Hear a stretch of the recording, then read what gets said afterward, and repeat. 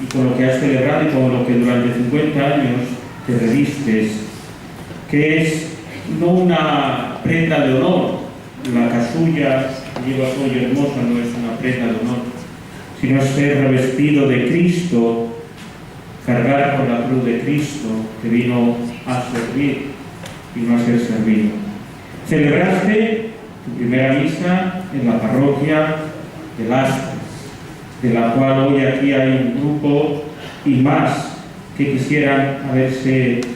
unido, pero por tu prudencia y tu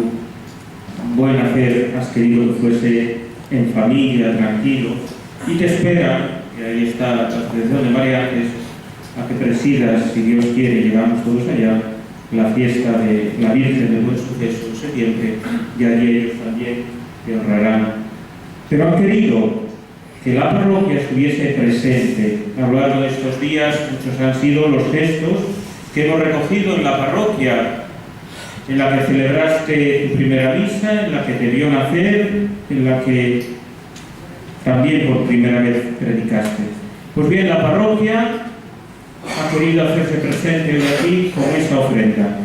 con la que ha sido revestido de la dignidad de Cristo, que ha venido a servir y no a ser servido.